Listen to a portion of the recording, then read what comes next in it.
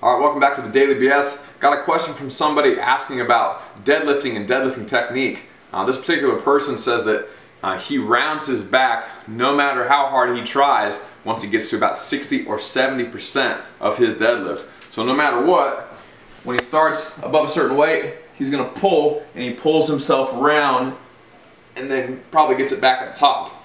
So number one, he's saying that that's making him very, very sore, which makes a lot of sense because he's doing a 1 RM eccentric, which means that all the muscles in his back are actively lengthening. They're trying to stay straight, and you're basically tearing them straighter. Okay?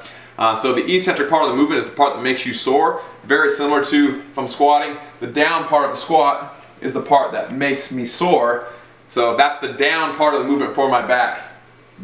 All those muscles are actively lengthening as he loses his form, and so it's making his back very sore also. What he's asking is, number one, should he stop doing that and start only deadlifting below 60 and 70% until he gets, and so he can keep his form rather. And that's actually exactly what I would recommend.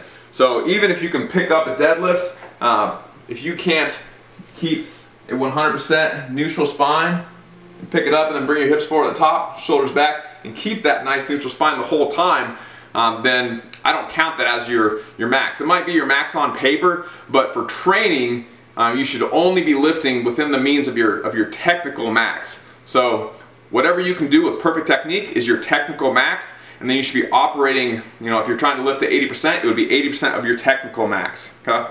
If you're in a competition, the rules kind of go out the window a little bit because you're just trying to win, but long term, if you round your back over and over and over on deadlifts, you're probably going to hurt your back. Okay? The little caveat there is that for really advanced people, like advanced powerlifters, you've been powerlifting for 10 or 15 years, and you're deadlifting 5, 6, 7, 800 pounds, and you know where your back position is, you can have an extended low back, and you can be around with your upper back. And it's not that as big of a deal to have some thoracic rounding. A lot of good high-level powerlifters do that, and they stay relatively injury-free. Really, you want to keep extended in your low back. But again, a lot of people have trouble dissociating low back round from upper back round. So the answer really is just to keep 100% flat, neutral spine. If you're not going for a powerlifting world record, then it really doesn't matter that much. So operate on your technical max and forget about your on paper, round back, shitty form max.